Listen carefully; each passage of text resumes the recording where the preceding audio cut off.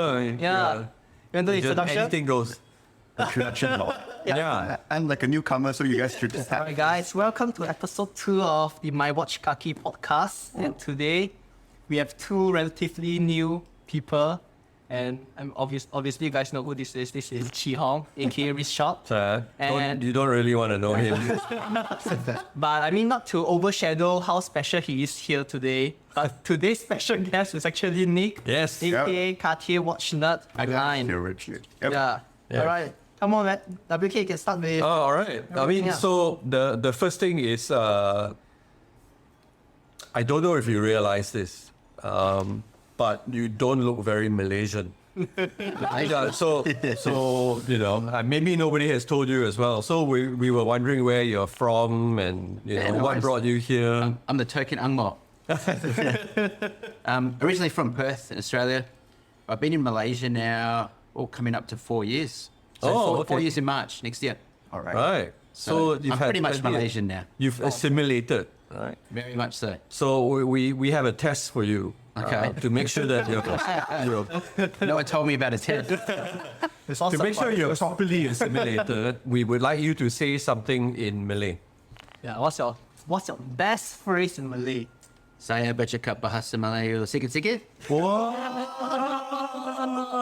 Okay, well, the thing is, in Malaysia, as you know, there are 3 main ethnic groups. Please say something in Chinese. Yeah, you married a Chinese wife, so It shouldn't be a problem, right? 我是 Angmo. Okay, now Tamil. Oh. Well, that's one I don't know. We don't know any Tamil, so that's all I could right. have said anything then. Yeah, we won't believe you to say anything. So why did you leave Perth? I always wanted to work in Asia, and I had a few friends here in Malaysia, so I used to come here quite a lot as a tourist. And then I think in 2018 I came here about 7 times, either transiting between different holidays or coming to see some friends. And then towards the end of 2018, I thought I need to move here. I loved it. Right. Love the lifestyle, the food, the weather. The women. That's true. Congratulations, by the way. Thank you. Both to you and your beautiful wife. Thank you very much. Maybe tell us how you met. Was it one of those trips when you were here? No, it wasn't actually. So we met on one of the dating apps. So Bumble. Right. So Were you already working yet? Yeah, I was already here. So I was already here for over a year by that stage. So we met on the apps and started dating, and the rest is history. Oh. So for those that don't know, we got married in August. Yep. So what is it, 3 months? Yes. And how has married life been? Everyone asked that question. That's the same question as well. He just got married as well. Because for Denson and I, who've been married for a while, we know that this is like the end of life. So we just want to make sure you're still okay. To be honest, it hasn't been that different. Yeah. Is it? Everyone asked me the same thing, but it's like we were living together beforehand anyway. So it's not like we got married and then moved in. Yeah. So we already got used to each other. So I not. think the only difference is we got a piece of paper now. Right. No, it was great. It's going good. Where's the ring? Oh, I didn't wear it today. I don't wear my rings either. We are So, safe. yeah. You know, when you're secure in a relationship, you don't need to do that. That's Sorry, right. you were saying. Intentionally on the podcast, reaching a global audience. So any regrets from coming to Malaysia? Yeah. Not at all. Man, I loved it. Unfortunately, I was here for a year with freedom, and then COVID hit straight away. So I moved here in 2019. Yep. So I wish we may have had a bit more time without all the restrictions. But man, I loved it. I decided to stay here during the whole restrictions, lockdowns. That was the best thing. It's a great place. Fantastic. Do you like Perth? I do. I was just in Perth just last week. Right. I went back to see the family and friends. I prefer Malaysia. Yeah. Although I do miss that family, some of the old friends that you grew up with since school, like For sure. Yeah. if they were all here, it'd be even more perfect. Yeah. I don't think I'll ever go back to Perth. Isn't it? I prefer Malaysia. Right. Wow. And this guy is doing Malaysia. Yeah. What's up with that, dude? Oh, you're leaving? That's in the long term. That's plan. for the next podcast. What you say? We have to a lot of things to unpack.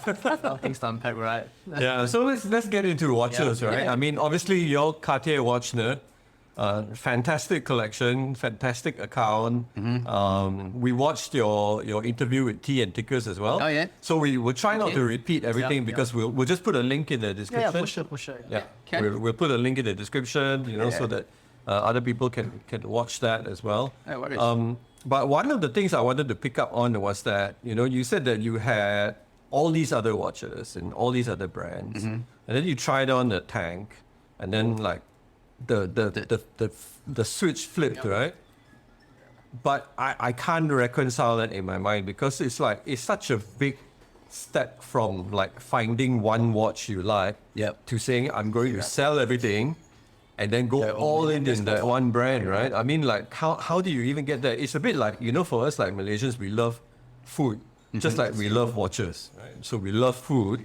It's like saying, it's not even like saying we are only going to eat Chinese food from now on because like Chinese food you have, I don't know, 100 ways to do chicken, 100 ways to do pork, 100 ways, for the vegans, we have 100 ways to do broccoli, whatever. But this is more like, I'm just going to eat in one Chinese restaurant. How do you get there? Look, I used to be into dive watches and stuff. So I used to have like Submariner and a Datejust, even Amiga. Used to have like Seamaster, Speedmaster. Yeah. Everybody is supposed to have a Speedmaster, right? And I don't know, I think I was collecting those watches because, like you said, they were like the watches that you should have. Yeah. Like everyone says, every collection, have a Submariner, have a Speedmaster. Yeah. And look, I got quite small wrists. And I always felt they were big quite... compared to me.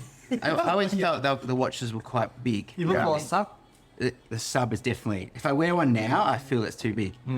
And I don't know, I got the Tank. I went and tried it on the Tank Solo. And it was perfect. Yeah. It was the right size. It fit well. I didn't feel...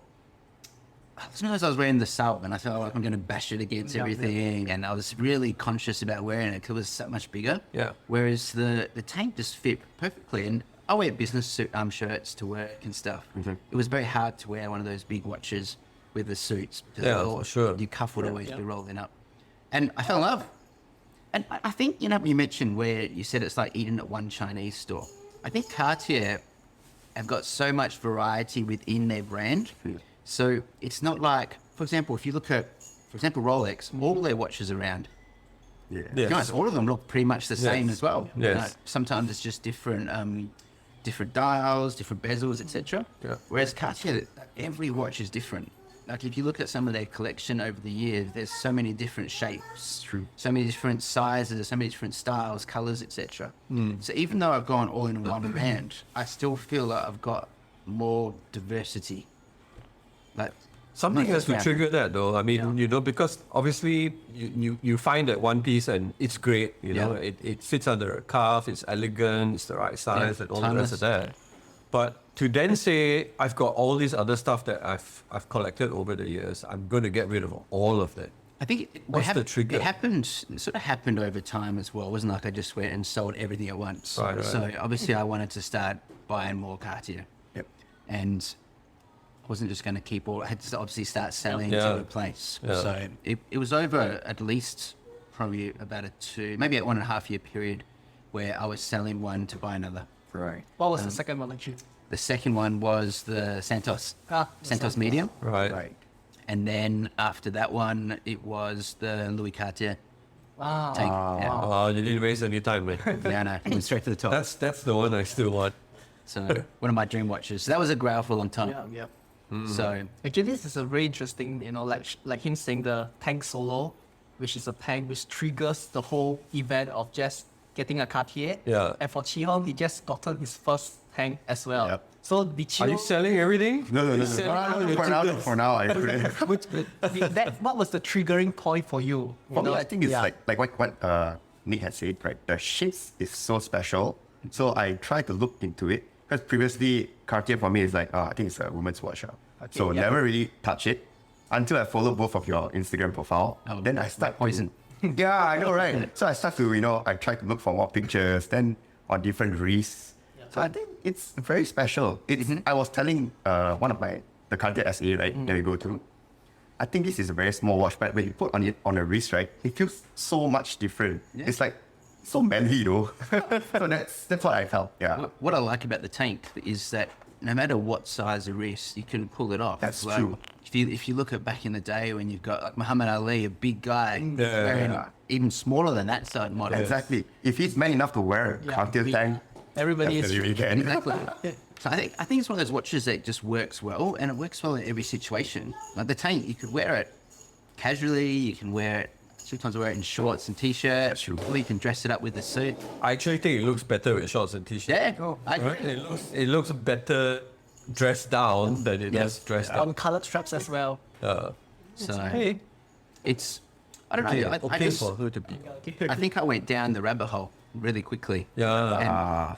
And it's not like we have unlimited bank account, so there had to be a trade-off. Yeah. And for me, it was obviously going all in and started adding more Cartier to the collection. Yeah. And to be honest, since I started wearing the Cartier, I didn't even wear the other watches. Right. Like they would sit in the box. I found them too big, especially when you're going from a Cartier and then moving up. Yep. Like it's a huge big. From a Size tank, difference. from a hang large to something else. Like going from a tank to a Submariner, for example, it felt like a weight on my wrist. Right. Yeah. So, and yeah, I wouldn't say I even miss wearing dive watches anymore. Like, I mean, if you don't have a need for a dive watch, that's Yeah. actually really, it's sort of I feel like dive watches are, for most of us anyway, they're sort of a product of conditioning, right? Because everybody around you, is collecting dive watches. Yeah. Advertising and media exposure is all around dive watches. Because Cartier doesn't do much advertisement for watches. Yeah, they don't. Yeah. not really. I hardly see Yeah, it. it's merely the Unless- jewelry and Unless you're following like Yeah. all the different social media or like just YouTube. of this year, they have just created like specifically a page just for watches. Yeah. Yeah. So I think that explains something to how They're trying to get Yeah, how serious. just yeah. the- I got to remember still that Cartier were number 2 on the sales Yeah, for watches. exactly. Yeah, Yes. Just behind Rolex. That was the Morgan Stanley report, right? Yeah, last year. And they beat Omega, for example. So that's massive. Yeah. So that they're starting to get appreciated a lot more. Yeah. We just have to look how hard sometimes it is to get certain models. Like there's wait lists now, and you can't just walk in and get some of the like the tank, like your black tank. Yeah. It's very hard to find. Actually, I noticed many cabin crews because I'm a Yeah. flyer, right? So I get to see a lot of cabin crews on their wrists. I think many of them actually wear Cartier. is Oh, wow. Yeah, the Cartier tank especially. Okay. Yeah. So A I'm lot like Both male and female, or the female. Female. Yeah. So it could now be a pilot's watch. That's true. Yeah, I sure, mean, for like sure. my wife, right? Whenever we talk about a watch for her, Yeah. not that she ever really wears a watch because she's not a watch person, but the only one that she's really interested in would be, as a brand, would be Cartier. Okay. So it's like, I can understand what you were saying earlier that, it feels like it's a ladies' brand, right? But it's only when you sort of get into it that you realize that actually, That's totally true. yeah, Yeah, I would even say it's a ladies' brand. Yeah. 2 years ago. yeah. I think one of the good things is that they are quite unisex. Yes. Like out of all the Cartier we've got here, like women could wear.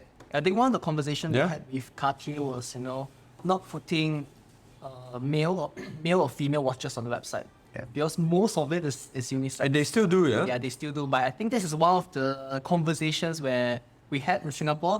Like, there shouldn't be a men's or women's watch, because minutes, this can fit on the women's as well. Exactly. Yeah. Yeah. Yeah, because it's true. Because like if I were to see a watch that I like in a size that is right for me, but it's in the women's category, I would feel bad about buying it. I would feel like Yep. less like a man, because Yeah. it's Correct. categorized as a ladies' watch, right? So it's sad, but I don't mind. It's fun. I think 5 years ago, Like- I wouldn't be wearing this. No way. 5 years ago. Really? Yeah. I wouldn't mind. Like, I would buy a lady's watch if it yeah, obviously if it didn't look too feminine. Like Okay. one of my beta watches is just a PRX. Yes. But I've got the 35mm quartz. Oh, you got the 35. Yeah. Oh, It's nice. even smaller. Right, yeah. It could be seen as more of a lady's watch. But, Yes, and some but of if the it's colors that they came out with, you could tell the targeting. Mine's was- blue, Yeah, so it's not too bad. But yeah, it does target more female. Yeah. But I don't mind. It fits perfectly. I think we had a conversation that, the Daytona fits well on the ladies' wrist. I think it fits women's wrist better than the men's wrist. So like See, the Daytona, I think that fits great. right? Yeah. Even a bit smaller, I think would be better. Like my favorite's 36, 35, 36. 36, 36 to 38, that's my sweet spot. Yeah. I don't think I go above It was- 36 much. So what triggers you to walk into Cartier to get the first thing? You know, you had all your Rolex, you had your Omegas. I Why think would- it was one of those classic watches. Like it's one that I used to see them all the time and used to see them on people's wrists, and it's just that iconic that's been around for so long. And at that time, I wanted to have the iconic watches in my collection. I had the Saab, the Seamaster, etc. So I think it was more that I needed to add something like that. And I didn't have a dress watch back then either, so it was just the sports watches. So I went in, and it was just as they were discontinuing the Tank Solo. It was soon to be discontinued. So I was then deciding, do I wait for the Tank Must? But then the Tank Solo, I should have brought it here, but it's a lot more flatter. It actually wears a lot larger on the wrist as Was well. that really during COVID? This is before COVID. Just before Yeah, COVID. just before COVID. So, yeah, I went in there, tried it on, loved it. I had it on the bracelet. Unfortunately, the bracelets wouldn't fit properly. Was it you had the other I've bracelet? got the bracelet still. So if I took out one link, it was too small. Oh, In Put between. one in, and it was like a bracelet. No. I think you had the problem with the I've had that problem with a lot of different watches. You know, it drives me nuts. Micro adjustment. I don't know Yeah. what brands need to add micro. that's true. So, but yeah, and then after that, I don't know. It's true what people say. Like you go down this Cartier rabbit hole, and you start looking at all the history, different shapes, different sizes. I spent a lot of time in the boutique. I was trying on different things, and that place is poison as well. Oh, yeah. Every time you go in there, you find another watch, Yeah. and then just slowly started adding. Yeah. So I think Denson asked you to bring two pieces today, right? Yep. Which is the So I've got the the- blue, the musk blue, Got the Tank Must Blue, and ronde. and then I brought along the ronde Louis Cartier. And This is the one that you bought when I was there, right? Yeah. Oh, Yeah. Yeah. So the thing about what I like about the Ronde is that it's a round watch, which you don't really see with Cartier. Yep. And it's, as much as Cartier is known for its shapes, that they do round watches really well as well. And just look at it. You got you got the Roman numerals, you got the Brego style hands. It's gold. It's so thin. Manual one movement. I think this is one of the questions we wanted to give you is like, you know, Cartier is known as the master of shapes, you know. So Yeah. why would someone, you know, even though I have a ronde as well, Yeah. why would someone buy a circular watch from Cartier when you have the Tank, you have the Santos, you have... So how I'm creating my collection is I want Yep. to start collecting different shapes. I needed a round watch. Like I had no round watches at that time in my collection. So even the PRX I got, it's not really round as such. So so I wanted to add a round watch, and that one I fell in love with. Yeah. It's got that vintage style. Even the dial was beautiful. It's got like Yeah. The eggshell, Yeah. the eggshell feelings. I really like the hands. brigade style Brigades. hands. Yeah. I mean, And I have to admit, Nick, when I first saw your post that you had bought this, I was Yep. like, why? You know, like you've got such a world of shapes to explore, right? Why the ronde? Because it looks like a regular dressy watch. It does. right? yeah. Until I saw it in person. Until you brought it for one of our meetups, and I saw it and I put it on my wrist, and It's amazing, right? It's one of my favorites. Right. Like it fits so beautiful. well. It's beautiful. It's got all the right proportions, and it's the one of the things that you don't see if you're just looking at it straight on. And I hope the camera picks it up. What you don't see is the proportions, right? The length of the lux, Yep. the thinness. So it's The way 36 millimeter. Yeah, I even love the fact that you have so much precious metal on the back of the case before you get to the movement. And I think some people will say that, oh, you know, that means the movement is small, but I think that's lovely. I think that ring, And that's got the 430 Yep, MC, which is the movement that Cartier using in most of their thin watches now. So it's a great movement, manual wind, open case back. Yeah, it's beautiful. That will soon be discontinued, that shape. So they've just released the new ones this Oh. year. So that was another reason I wanted it, because Yeah, that was- once they go, I wouldn't be able to get it again. That's true. So they've just updated the shape of the ronde. What's going to be different?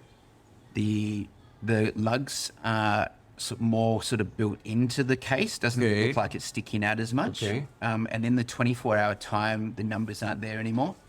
So you Right. can see Yeah, no reggae as well. there's no breguet hands. Oh no! I think that was one of the The- selling point for you, right? Yeah, the breaking here. Yeah. Your hands is nice. Plus the Louis Cartier ronde, the new one, it's not manual wind anymore either. It's only quartz. Pretty sure. Oh, is it? Yep. But it will be in gold. It will be in gold. Yep. It's So it's completely different. I think that's. I mean, all of that sounds like a bit of a downgrade. Well, if you ask me. I think I prefer that one, but Yeah. I've spoken to so many people and they actually prefer the newer version. Really? What they're saying is the dial is a lot cleaner. You don't have the 24-hour times. There's a lot more white space. I like this I one. think this is more balanced. I Yeah. think the LC version of whatever watches it is, it has to be mechanical. Yeah, that's what You I know, agree. yeah. Yep. Yeah, so it does, to me personally, it doesn't make sense that you have a Louis Cartier And then tag put the quartz in. and you put a quartz in, or you have a rondo with LC and you put a quartz in. Yep. Yeah. It's different for me. But, Yeah, but saying 100%. that, like, I'm not a huge person about quartz. Like, I don't actually mind quartz watches too. Right. Yeah, neither do I. They have some advantages. yeah, for sure. Like, I can pick up the watch, wear Yes, it straight very- away, Yep. Yeah. and have to worry about winding it. Yeah, I don't even think I wound that watch today.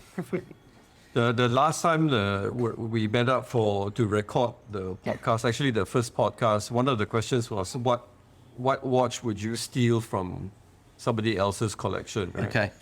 I know what I would steal from Mit's collection. This, Yeah. So Yeah, we've got that honestly. on camera now. So if it goes missing, And actually, that's a question for you too. You Yeah. know, I mean, you've connected with a lot of Cartier collectors, right, from all over the world. What would be the one watch you would steal from any of these collectors in the world? you don't need to say That's- the collector's name, you know. Yeah. that's pretty easy. No, I- actually, You want Oh, really? Seems to be Oh, equally wow. culpable. Okay, who would you want to steal, you know? Gunpoint, knife point, and Something from Goldberger. Well, Goldberger's got an amazing collection. So any one of his sin trays would be amazing. Right, and he wouldn't realize. You wouldn't it's even know missing. which one was missing. To be honest, I love the pebble. Actually, that white gold pebble with the blue face, that would be up there, I reckon. With a blue face. Yeah. Oh, okay. I don't think It's I've only I one saw of- that in the picture. It's only one of one. how did you get it in the first place? Do you know? I think by auction. So That's a piece otherwise, you need. I'll go and grab anyone's crash. For sure, right? Okay, right. For a That's Cartier's collector. Must be That's the- nice. Yeah, that's the Yeah. one. I saw the picture here. Or anybody's crash. right? Anyone's crash. Doesn't matter which one. Just throw a rock. I know. And if it's crash, I'll take Maybe Way's crash you got. Rico's crash is nice. The one His crash is The really. luminous Yeah. Roman There's numerals. Jack's crash as well, right? From her Instagram account is Oh, yeah, a yeah, dose of time. Okay. Yep. She's from the waiting list podcast. How's the Her It's crash nice is too. like that. or any of her amazing. watches is nice. That's true. The crash will be up there though. Yeah, crash is like that. That's true. It's like every Cartier's collector's dream. Yeah. Yes, right. But It's we- everybody's. Like a grill, right? I still Is want that to. a mystery? Yeah. I still want to see one in person though. Yeah. I have not seen one. Because- Okay. I think people who have it in Malaysia, yeah, hush hush. Do you think there are? I think they are. Yeah, I think so. Oh, yeah. really? I would say so. Yeah. Wow. I think I had conversations with a few essays, who has been in Malaysia for a long time. And they say if you're talking about crash 10 years ago or maybe 15 years ago, they were crashes which were sold in Malaysia. Yeah. I mean, but maybe they're politicians or, there are some VVIPs, we don't know. I'm but, sure they would be. Yeah. But in terms of the maybe watch, there was one in that pavilion raid. yeah. Not me, though, not me. I mean, yeah, but it's a quite an unrealistic watch to obtain as of now. And that's why it's a grail, because a Right. grail has to be somewhat unrealistic. Yeah. That's one of the grails. Yeah. If it's easy to get it, I don't think we would. Might take us Yeah. 10, 20 years to get to it. Yeah. You have to have a grail. Yeah, absolutely. Have you guys got a grail that you? I have too many grails, and that's Really? the problem, right? And it changes all the time. So, Okay. Yeah, it's easier to say I don't have a grill than to try and go through the whole spectrum. Qihong has a grill? of grills. What's your No grill? idea. Not until you ask me, I don't know, man. Nah. Shooter. Definitely not today. Must be something Black special. Tuna. Right? No idea though. Is it? Get back to me later. The next episode. This podcast you ask Go think about it. So speaking of grills, I mean, like, you know, every Cartier collector wants a crash as a grill, right? Yep. And depending on where you are in how deep you've gone into the Cartier rabbit hole, you might actually just settle for an NSO, let's say. But and I'm sure you've gone through all that in your head. But I was wondering, like, what's a grill experience for you? What's a grill Cartier experience? If there was a place you could visit, if there was something you could engage in. Geez, for me, I'd love to go. I've been to one of the temples, so the boutique on Fifth Avenue, New York. I need to go and visit London and Paris. Right, all three. I want to do all three temples. Right. So I think the Paris will be good. Paris, Yeah, we Paris need one. to go to Paris. Paris is Paris the one. first. That's still the biggest, right? Well, I don't know if it's the biggest, but it's the first. Yeah, it's the first. Oldest, Like, right? it's the Mecca of Cartier. Like, Yes. So it's definitely worthwhile going, and they just reopened it. So they renovated it for the last, I think, nearly 2 years. They were renovating, and it only just opened a few weeks ago. And it looks Is there any special experience or something that you can participate in when you're there?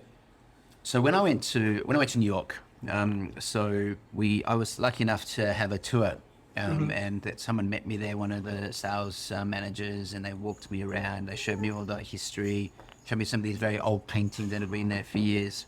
So I'm pretty sure you could do that as well if you were to go to Paris or London. So I was lucky that the Malaysian boutique King Gardens, they were able to organise this for me. So I mentioned I was going to New York. Oh, and right. they basically organised a whole tour. Wow. So I'm pretty sure you can definitely do things like that. And there's so much history in these buildings, not just watches. Like, you got the whole jewelry and everything. Is there like a factory or something that you can visit? Well, that would be that would be a dream as well. Okay. Up in Geneva. Okay, so they do have, and they allow. Invites only. Oh, You can't just go. Institute. You can't just go there. So I know that they had it open just recently. A few of the guys. I think this weekend, right? Yeah, having the exhibition for the rarest of the rare watches in Cartier. Oh, wow. In Geneva. Yeah, just for 2 days, you can have a look. So all of the original crashes, the Pebble, like all of the they're all vintage sort of watches from the early. I think from what I've seen, 1900s. those who went to the one in Paris, they have the CP watches in display, and you can actually try it out. So I'm not sure, is it by only VIPs are able to try it out, or is it even some of the works? In the Paris boutique. Yeah, in the Paris Yeah. boutique, yeah. But then you can also. But they're not for sale. No. These are like their museum pieces. Right. But you can. I know people that have gone to the manufacturing plant in Geneva as well, and you can see where the watches are made, where they're designed. You can walk through the whole thing. That would be a dream experience one day. Nice. I think even going to Watch and Wonders one day would be great. Yeah. Like, A sponsored trip to Watch and Wonders is good. Right. Yeah, Cartier, are you listening? but the thing this year, or next year, they've actually opened it up. Opening to the public, Like right? we could all go. Like you can buy a daily ticket for Really? it 70 Yeah. ringgit? Watches and Wonders? 70 Swiss francs. So it's around 300 ringgit And for 2 days. we can pretend we are important. So we could go. Yeah, You're probably not going to have the same experience Yeah. because I think most of it's going to be behind glass, and I think you can just pick up every watch. But it'd be a good experience as well. You go as MYwatchkaki sponsored. Not paid. by yourself. Actually, I think, like the blue tank mask which you brought today, I Yep. think the launch of this watch was actually where Cartier really was on the map for watchmaking. I think so.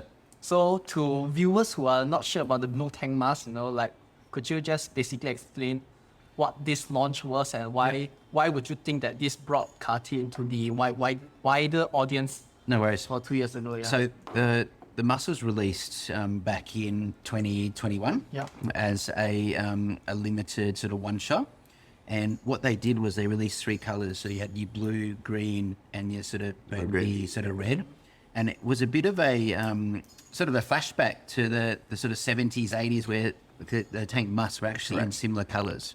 So it was bringing back something that was, and it sort of went in well with the launch of the Must as well. So obviously the Must was only relaunched. It went from the Solo, they discontinued the Solo and launched the Must. I don't think Cartier realized how popular they were going to be because they were so hard to get. Like, I know a lot of people were trying to collect all the different colors, but a lot of people only got one, and they're lucky to get one. Yeah. I don't know. I think it sort of added a bit more, it added something fun to the brand, I think. So something I think clicked, they- right? Something clicked in the market at that moment.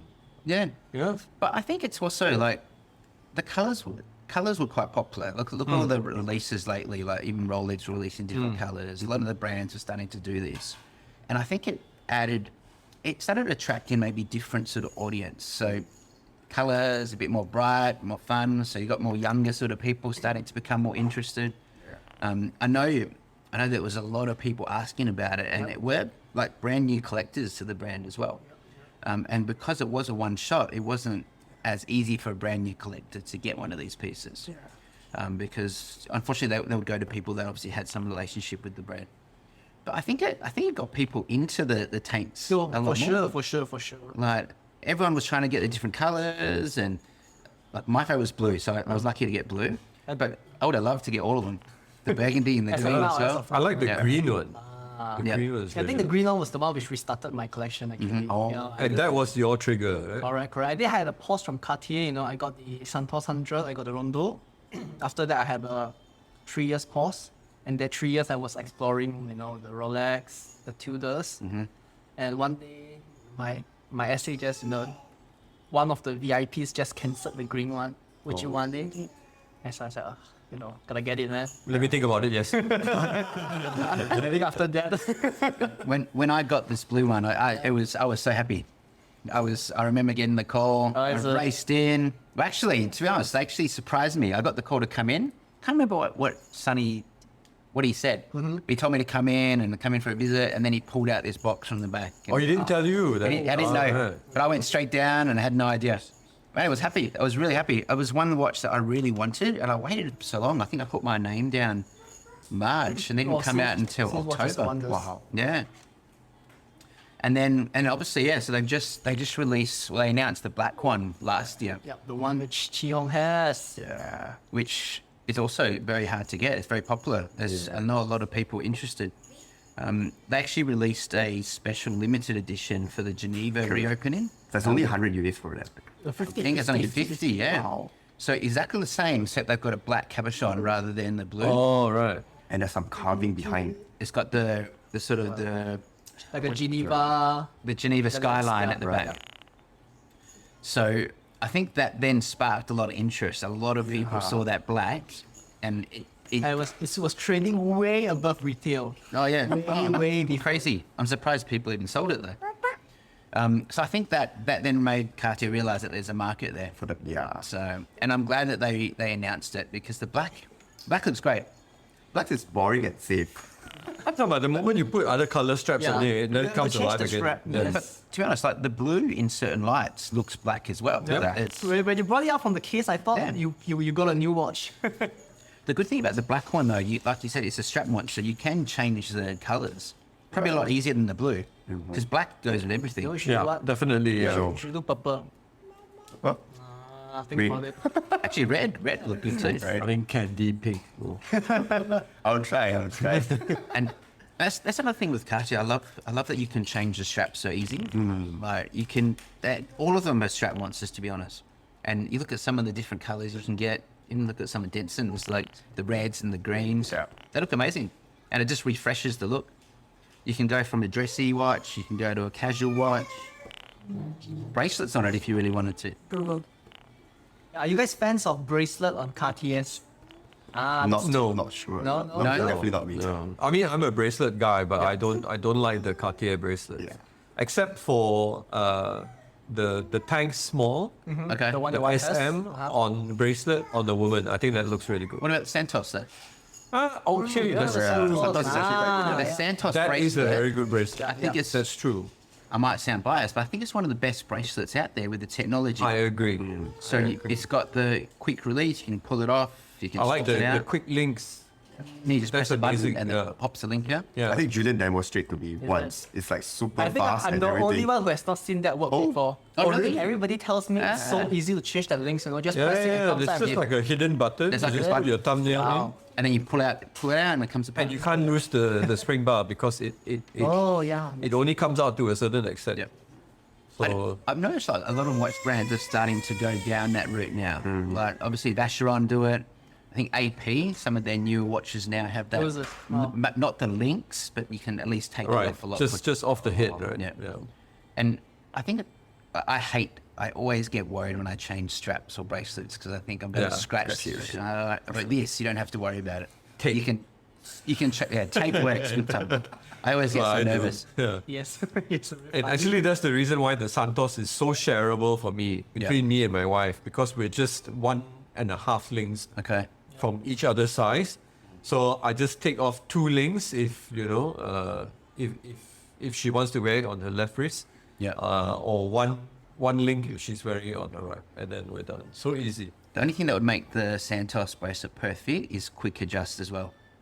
Because Yeah, the there Santos, isn't it one fits way. me perfectly. Yeah. Oh. But it could easily have gone It's a the little other off way. for me. Okay. It's a little bit off, like just half a link for me. Yeah. It needs like the quick, either like you can pull it over for one or 2 mils, Yeah. or maybe an extra half link or something. And you know that butterfly clasp, when you close it, you Yeah. have that rectangle in the center with the Cartier logo. Yes. Yep. That is a little off center for me. Oh, really? Yeah. Oh, because- so there's always like a yeah, I gap know what you mean. because of the way the bracelet will flex on the wrist, right? So Okay. they don't meet at exactly the same angle. So that's a little bit of a niggle. I can't remember seeing you wear your Santos. Yeah, I don't wore it. think- I think the first time we met when we were in the- Rakuzet, Yeah, yep, the Rakuzet. I can remember that. You I did? wore that Okay. and brought the Brought the bascular. bascular. Yeah. I don't wear I've mine. never enough. seen him wore his. No, it's too big for you now, I suspect. That's fine. It's just I prefer It's not gonna be fan. I prefer more the dressy look Right. with on the strap. He likes the Right, limited right. stuff now. Right. Yeah, a lot more precious metal. I think that's the problem which Cartier is facing now. We know that everybody wants the black tank, Yeah. but it's not on display.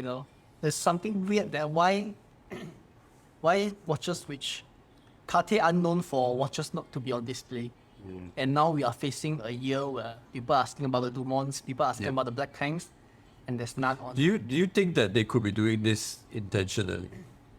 If you're talking about artificial supply, I think Not artificial supply, but artificial availability. I don't think so. Yeah? I don't think they're like the Rolexes and all that. Like, Yeah. I think this year the demand, even the last 2 years, the demand has just skyrocketed. I think ever since probably the Watch and Wonders the other year with the coloured tanks, it's just gone crazy. This year's Watch and Wonders when they released the Dumonts. this year is crazy. Yes. Like the Dumonts, it was just unbelievable. Like the lacquer, Yeah, like the Dumonts. there's so many people talking about it. Even now, still, like Still people are asking still for it. interested, wanting Yeah. to get them. And they were numbered pieces. And that's one thing with Cartier to remember is like Rolex, Omega, they produce so many hundreds of thousands of watches, whereas a lot of the Cartier watches, they are the one shot where there's a limited supply for a year, or a lot of the pieces are numbered. So even those Dumont lacquers, they were what, Are they 150, numbered? Dumont 150 The pieces? plan was Oh, the like the 150. ones are numbered. The Yeah. black, The plan is 150. The goal is 250. not the black, right? No, The black is a mass production. Yeah, as of SIP, yeah. For now. So that's what I like about the brand as well. Like sometimes you're collecting these pieces where there's not going to be that many people wearing it.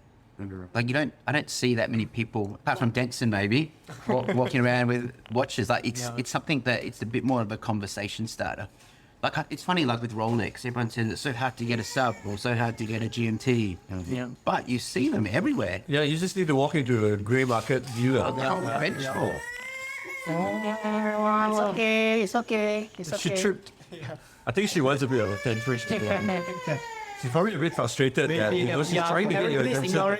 She wants to be a star. Yeah.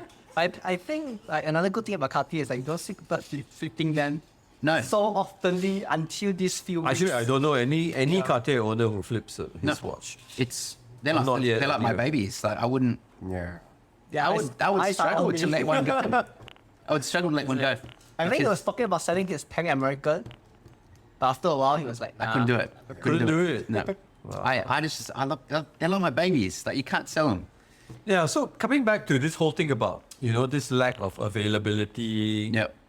some of the new models getting so popular that you can't get it. What do you say about this whole notion that we are hearing nowadays that Cartier is like the new Rolex, Cartier is like the next big thing, I think like we've seen articles being written about it and all that. What's your take? I don't think it's ever going to be like Rolex in regards to the supply. Like, that's just a different beast whatsoever. 1 million watches a year. They make 1 million watches a year. yeah. Right? That's crazy. The watches that are short with Cartier, the ones that are the one shots Yeah. or the limited editions where they're pre-base, numbered, and yes, to get one of those watches, you have to have a relationship. Yes. And you need to have a and purchase relationship history. is obviously a purchase history. Yep. But one of the things that I love about Cartier is that they're more old-fashioned. It's not like Rolex where they tell you have to buy this, and this just to get your Submariner, and they start trying to sell you all sorts of different watches that you don't like, and you sort of feel bad. You go, okay, yeah, if I want this, I better buy it. Yeah. Cartier don't like that. Like, you can build a relationship like the old days. Go in there, start talking to the SA, start going and having a look at what watches they've got in. Even for yourself, like, it's not like you have a huge. Yeah, that's my first Cartier watch purchase. Yeah. And I didn't really thought I would get it, and I wouldn't thought he would get it before his wedding. No, I was just telling my SA, I said, if you can get it before my wedding, it'd be good. So I'm wearing for my wedding, so which I did. So yeah, she delivered the promise. Yeah. And that's what I like about it. It's not like they're continuously trying to sell you all these random watches just so you get your purchase history and you go on a list that is just like a imaginary list. Sometimes you might never hear from them. Like, if you go in there and you're actually nice and you go in there and talk and they can see that you're generally interested in their brand, then they'll help you get the different pieces. It's the people that walk in there and they start demanding. It's like what they say in the book, right? When the company was founded, the whole principle of it was respect for customers, right? And Although I have to say that wasn't the experience for me personally, because the boutiques are not the same. They're not equal. We shall not mention the boutique, but my first boutique experience. And I think that Cartier sometimes was comes terrible. down to people too. Like, you're going to have different experiences with different people in different boutiques, ADs, and you might go and speak to one person, you have the best experience, but then unfortunately you might go and speak to someone who you may not have the best experience with. But I think once you find a good SA and someone that you have a good relationship with, and you start obviously building your purchase history, going on that journey, then it does obviously get easier to get the pieces that you like. You're not always going to get everything either, but you have to be realistic as well. Like, I think if you go into collecting watches and think that you're going to be able to get every single watch that you put your name down, it's not realistic. And I think where some people go wrong is that they have this attitude that I've got the money with me, so why can't I buy that? Yes. And I think people need to sometimes think about the bigger picture. Like, watches are so popular right now, and so you can't just walk in and buy. And sometimes I look at and think how the SAs must feel. Like, an SA, they would love to 100%. sell you a watch, but sometimes they literally don't have anything. I think clients are not thinking about that, Yeah. They're always thinking, why can't I get the watch? Yeah, it's like a bit of a sense of entitlement. I mean, having spoken to some SAs that have become friends, it's a daily thing for them, right? To always have to turn somebody down, and that the response is going to be anger as opposed to, all right, let's work with this situation. Because Vince and I have spoken, like, if we don't get allocated a watch, Perfectly it's fine just with them. fine. It's like, okay, that's fine, we'll move on. Yeah, exactly. Wait, Why wait, so wait, hard? wait, It's for just next a year. watch, yeah. Or even if, like, Denson and I, one of us got allocated, the other didn't, like, you'd be happy for your friends. That should be the attitude. That should If be there's like one limited edition watch, and just between four of us, I think any of us who gets the watch, We'll be happy. yeah, I mean, it's like when genuinely happy with he got allocated a particular watch, right? When he got allocated a particular watch, I was so happy for him. I wanted to rob him. But I think collectors genuinely they should have this type of mindset. Don't be salty of Yeah, not yeah, getting exactly. I think I think companies like, I shouldn't blame them, but Rolex, the Yeah. whole situation has sort of fueled this fire. Like, Yeah. it's quite a nasty. You go into like the watch groups on Facebook, and everyone's complaining about Rolex, and it's just gone. It's unfortunately what happens is a lot of those guys then start coming over to Cartier or some of the other brands, and then it starts. Tudor's probably the same now. Yeah, Yeah. Tudor is working the same way as what Rolex Yeah. did. Yeah. And I think the difference is that, like with a lot of the Cartier brand experience is with the boutique, Yep. right? As opposed to Rolex, because they don't really have boutiques. They don't have boutiques. It's You know, all AD. I think in some markets they do, but they're actually run by AD. Yeah. But they don't sell anything else, and then so it comes across as a boutique. Yeah. But they're all AD businesses, right? The AD model versus the boutique model, I think is very different. You know, the ADs need to think about the quorums and the other stuff Yeah. that are not moving, That's right. that they have to stock if they want to keep those distributorships, Yep. or those retail arrangements, and they've got all this stuff that they can't sell. I think it's only natural as a matter of business. You've got one brand where everybody wants it, and the supply is not keeping up with demand. Yep. You're going to be thinking about, well, we can make this business, right?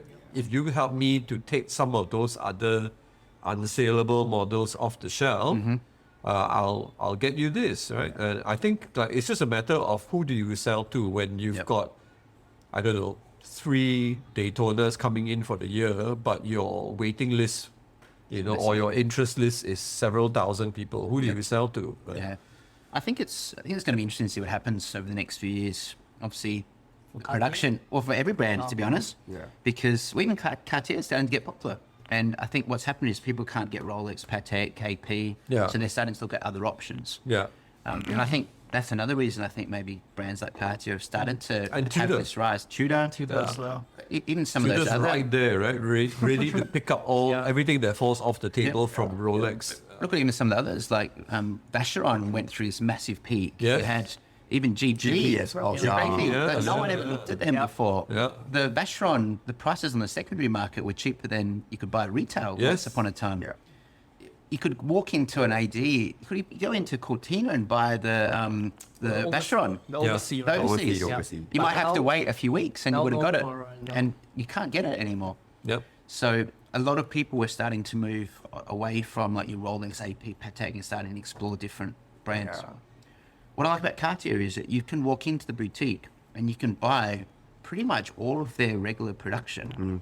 Like Yeah. sometimes you might have to wait. You might have to wait Yeah. a few Just a few weeks, a weeks. month maybe. Yeah. But you can walk in there and you could start a collection. Like for a beginner who's had never bought a watch before, they can go and get the boutique experience and they could potentially walk away the same day. You can't do that with a lot of these other big brands. Like you walk into the Rolex, and you hardly even get a hello from the sales assistant, and you can't buy anything anymore. Yeah. I think So- for Cartier, like you say, a beginner, you're starting your first watch, your second watch, your third watch. It's nice, I can get a Peng, I can get a Santos. Yeah. I can go higher by getting a Peng LC. Maybe even a little bit higher, I can get a skeleton Santos, Yeah.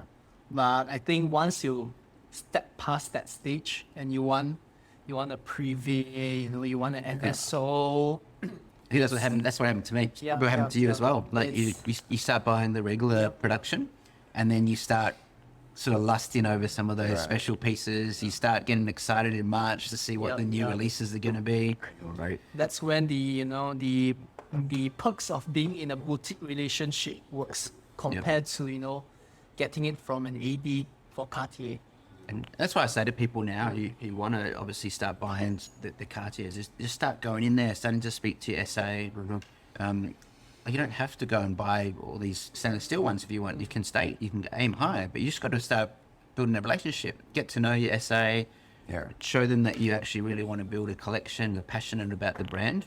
And to be honest, that technique works with all brands. Well, it should work with all brands. What would be your advice if somebody just wants to get one Cartier? Yep. Do you go to a boutique or do you go to an AD? So just one, and that's Just it? one. Okay. Look, The boutique obviously is a different experience. You get the whole, but if you're wanting just to buy one, you can find obviously different deals online. You can go to AD. Some ADs still offer discounts as well. Okay. I think you just need to look at, if you think that you are going to be interested in other Cartier watches and jewelry, all sorts of different things, then maybe I would say go down to the boutique, get the boutique Yeah, experience. totally agree. If you are just wanting to buy a Tank or a Santos and you don't think you're ever going to buy one again, Yeah. then obviously go for what's going to be the best value for money, and maybe an AD that is offering Yep. you a 5 or 10% discount. Yep. I think Or buy on the secondary market. A lot of these watches you can buy below retail. that's true. Yeah, sure. yeah, that's So, true. I think it just depends on what sort of collector you want to be. Yeah. I love going to boutique. I build really good relationships, and you start building your purchase history. They start getting to know you and what you like. It becomes a really, like, it's a special experience. Every time you go in and buy a new watch, you get treated like a VIP. Yeah, just go there for the free champagne. I mean, like they speaking from experience because Just got it for they've got a substantial purchase history, right? I'm going for the free coffee, Alicia. Yeah. But I mean, like for me personally, it was impossible to buy a Tank from an AD Okay. because there was no availability for the different sizes. You couldn't, compare materials. You couldn't do any of that stuff because they just didn't have any in stock. No. And they weren't interested to help you along with the process, right? Whereas my experience with the boutique is that at least, the SA was willing to bring something else out, which was not the same model, but was the same size. Yep. Try this on, it's different, but at least what the size is going to be like. It's a different experience. Yeah. Just they'll go out of their way to make sure that you are happy and you're well educated and informed. Yeah. Like, they can talk about the history, they can talk about the different models. Where a lot of the ADs, they have to learn every single brand, and they're not going to be an expert on one. Yeah. Or very But rarely. only in that boutique. Yep, This yep, one yep. boutique. In Because that- the other boutique was not like that at all. Yeah. Yeah, I think talk about that off camera. Yeah, it's So true, like, which Cartier would you recommend for a beginner, like for the first timer? I think this is something where everybody's gonna be on the split. Yeah, come on, what would you I go for? suppose it depends on your lifestyle, because if you're sort of sporty person that wants to wear a watch every day, then you're probably better off sticking to like a Cartier Santos, either the medium or the large, because it's got water resistant. You got the bracelet. You can mix it up. You can have it as a dressier watch as well, or you can leave it on the bracelet. It's going to be that everyday sort of watch. However, I would say either the Tank or the Santos. The Tank is still a good everyday watch. You just got to remember to take it off if you're going swimming or anything. 30 meters resistance on those. They're not going to really do much. I think if you're, like for me, I work in an office. I like wearing the Tank more. So I just take it off in the shower. Yeah. So I would say, either a Tank or a Santos is generally the models that most people pick. Yeah. If you look at most of the beginners, they will either get one of the I will two. go for Dumont. Really? Dumont. Okay. Really? Oh, okay. Yeah, I think in terms of the normal releases, the Dumont is my top pick. In stainless steel Instead, as a beginner? yeah, as a beginner, yeah. I Okay. think it's around 24. Depends what size. That's two sizes, right? The XL, right? There's 3 sizes. Current, I think, is there the L? There's extra large, and the small. The extra large is manual one, Yeah. and then the other two, the large and the smaller quartz. I'll go for the large one. I'll go for a large Dumont. Over everything else.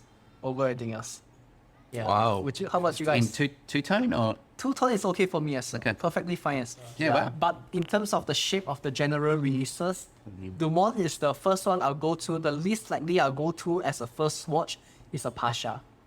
Oh yeah. Yeah. I mean, I get the iconic features and, Gerard Genta and blah, blah. But the Pasha is too unique to my taste on daily wear as a one watch Cartier collection, Yeah, it comes across very dressy. Yeah, the Pasha. it's not too big, it's not too small, it's not too flat, it's not too huge, So it's on the wrist, I think it's more of a statement piece. That Yeah, was correct. Yes, I yes. agree. Yeah, if you It's are- not your one and only Yeah. Cartier, If you're right? a It's Gerard one Genta of freak, many. you're I'm gonna get the Nautilus and everything and the the royal oak, you know. Then you have to get that. Yeah, for Cartier, what else, you know, a Pasha, but not for me. It's funny, like a lot of people don't think that don't really know the Genta link. Designer. Yeah. But It's not Pasha as, is not for me, yeah. A Dumont is for me. So would the tank be yours? Yeah, I think the tank would be mine, my choice. In fact, I've been thinking the solar bead might be my next one. okay. Never know, Great see how- piece. Is that for you a dressy watch or is it a casual everyday watch? This one? Yeah. Okay, so there's one time a person online, he asked me, do you dress up your watch with how you dress and you choose your watch based on how you dress? I said, I don't. I wear whatever. I just go to the box and okay, I just take this one for today. Go to That's the me. box. Yeah. Wow. Wait, Go to It's like I can Black- wear black slipper and with black today? anything. Yeah. You matched it today.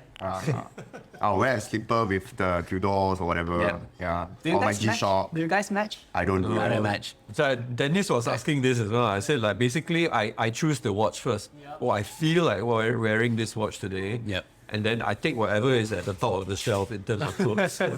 I know some Whatever people just came back in from laundry. I know some people that match it. Like they'll make sure that they're wearing shoes yes. to match Yeah, their strap. Yes, yes. Even change their jewelry to make sure. Yes. And I realized that actually over time you don't actually need to match the clothes at your. There's one thing though. I've got a platinum wedding ring, and sometimes I feel a bit mismatched when I'm wearing a gold watch. Okay. So I've actually thought about one day getting a one. gold wedding Wedding ring, band? so then I can swap them around Wow. just to match. I get where you're coming from. It sometimes feels Yeah, a bit you strange. There's another solution. You can give me the gold watch. If you want the gold watch, Yeah, and then you buy the platinum one. and you give me all your Problem stainless, solved. give me all your stainless steel.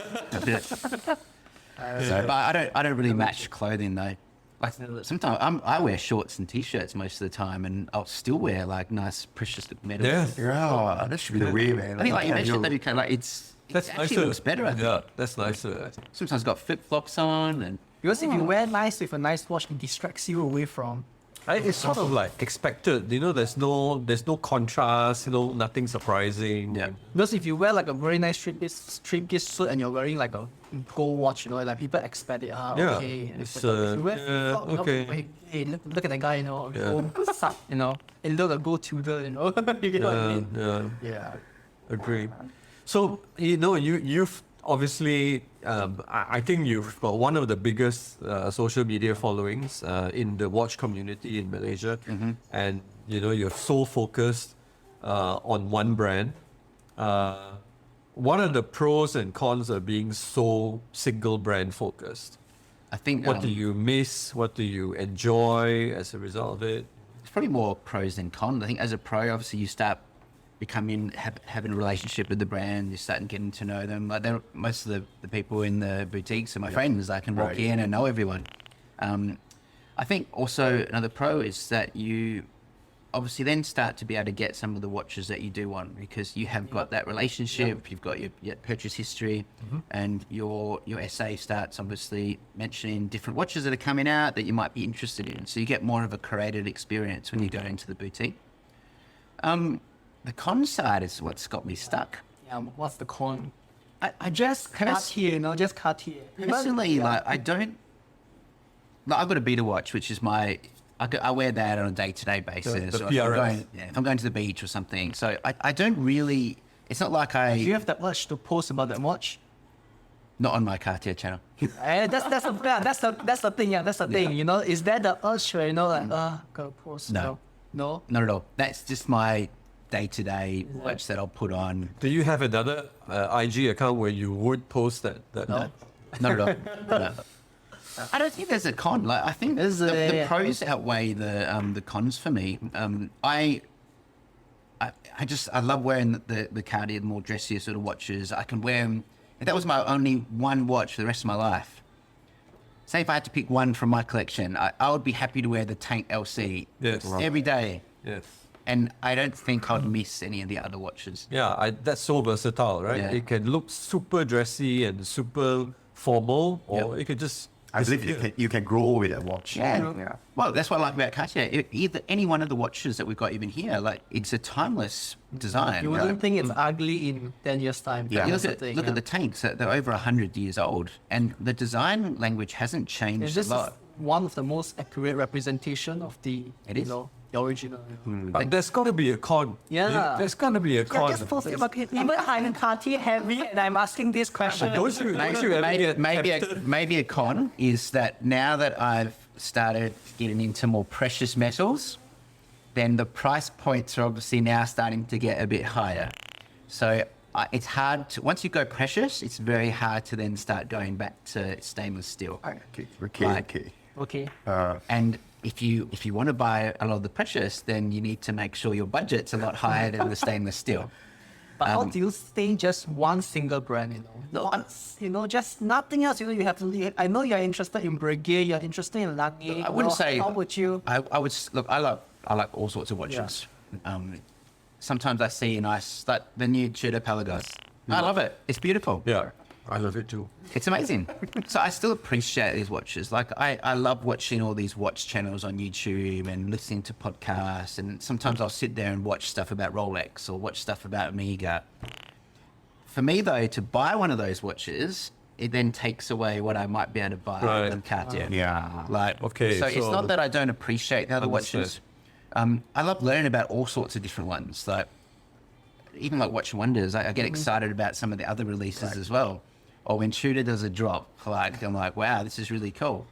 And maybe one day, but I think at the moment, I want to still continue collecting, and I want to get as many shapes as I can. And as funds are limited, then I have to then pick and choose.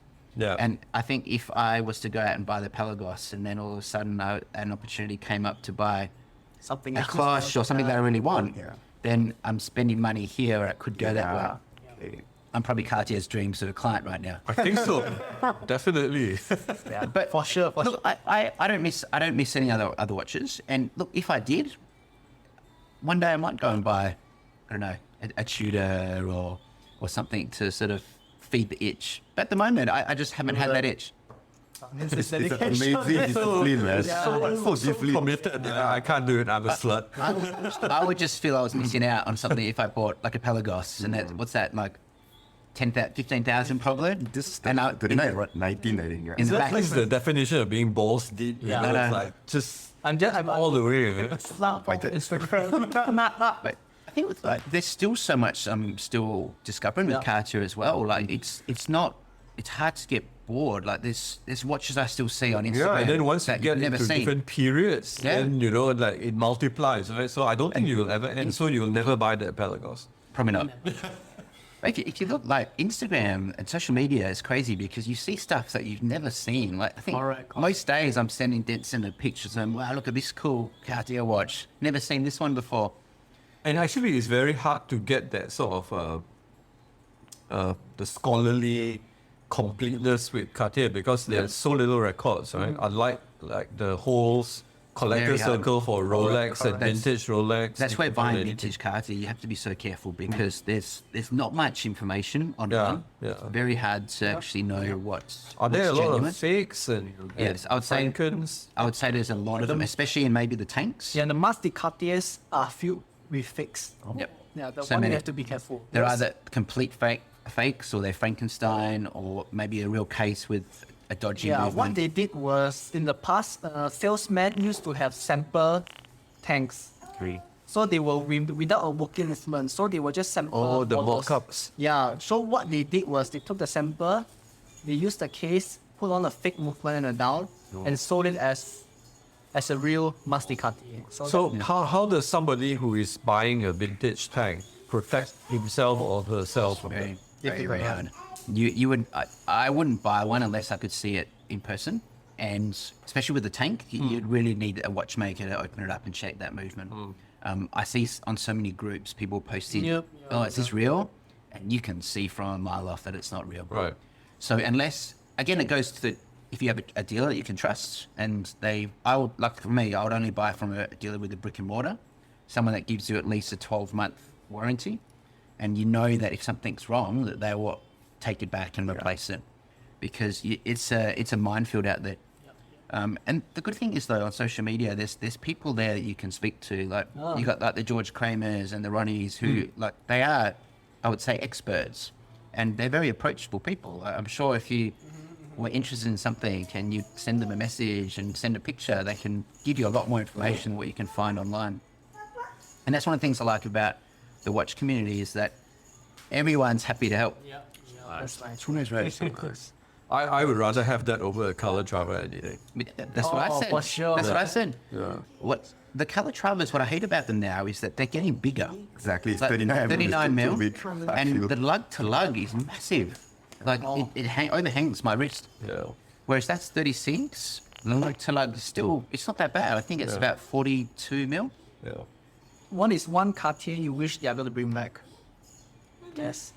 I would love a Basculante. Yeah, I'll still come back, right? I'd love that one to come back. Yeah. Yep. I think it's definitely time. It's been a long time before. Oh, geez. Ages. Probably, 10 years? I would say it'd probably be CPCP era, wasn't it? Oh, And then- also should. Then the Guichet is another one. Oh, you The want jump that? power. I don't think that would come back, to be No. honest. Yeah. That is. But that's the thing about Cartier I love at the moment is each year they're obviously bringing back some of their iconic watches, and there's still so many that they haven't done. There's still a huge list. Like their back catalogue is amazing, and I love the new ones that come out, like the Privés. They do a different spin. Like even look at your Chinois. Yep, If yep. you look at the Chinois from even the CPCP, they're a lot more square, whereas the newer models brings it into the next sort of generation. We're putting all the Cartiers on From the those tray, so just add one more. Then.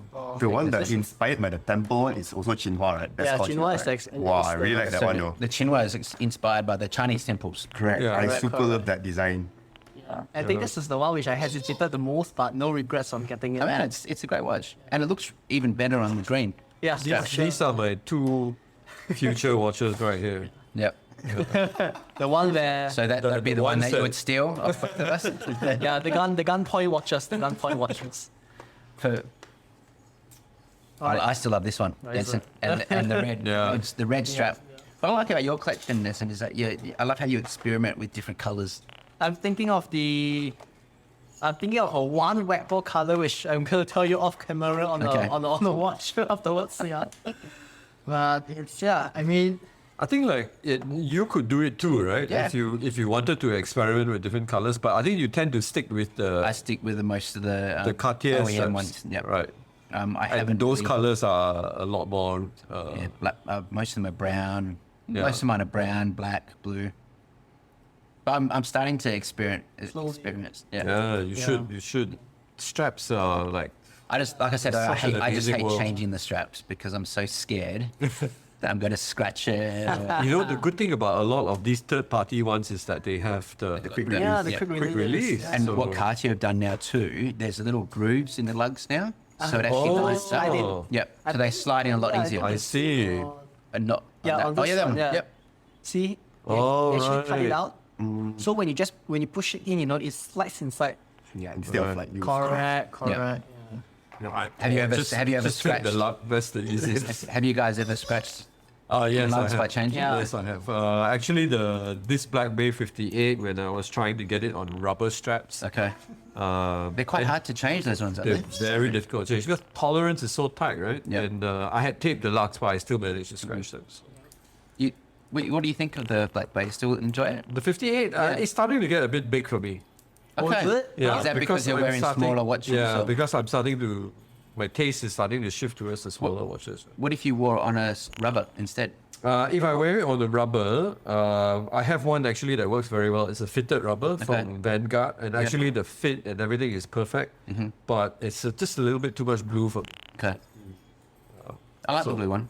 Yeah, I like this blue because it's very restrained. You know, because like a lot of blue watches, like if you look at Seiko divers and all that, they tend to be a very bright blue. Yep. And That- those are very That blue difficult is to wear. similar to this one. Very Yeah, very understated. subdued, It could easily be understated. black in different light. Yeah. One of the questions we had is like, this is around 13K Yep. to 14K. This is also around 13K to 14K.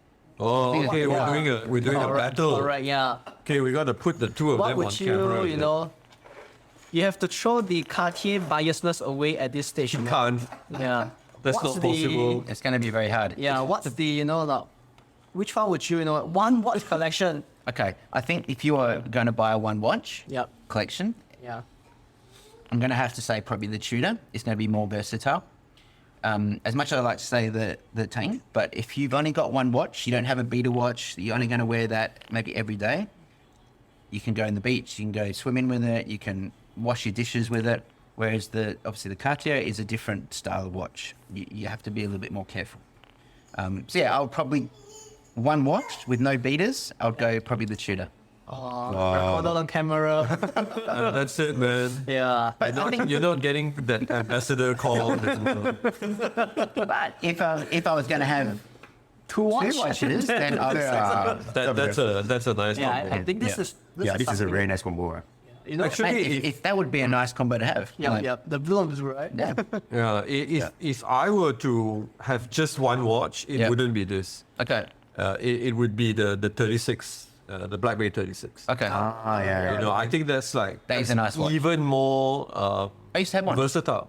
I had the blue one. The blue one. Wait. Yeah. Oh, the blue one, So- right. Yeah.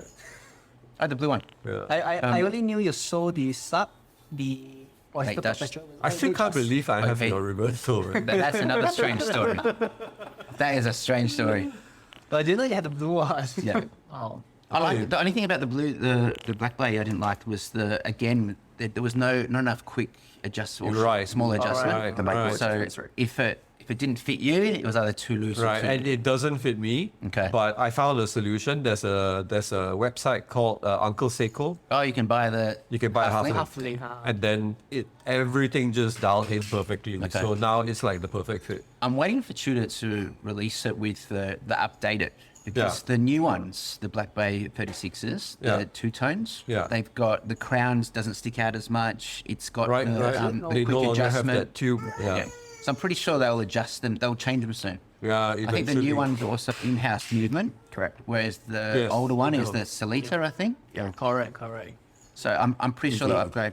I'm hoping they upgrade the Black Bay 58 as well and put in Yeah, the. put in the T-fit. the- Right? Yeah, that'll be amazing. They've got it on the bronze. They've got it on the other models. Yeah. Pelly as well. And actually, Woody, Watch Addict WT, his observation, which is a very astute observation, is that the reason why the fit can be a problem for a lot of people is not just the lack of micro adjust, Yep. but because of the non-articulating last link that goes with the Okay. mounts. I never noticed that.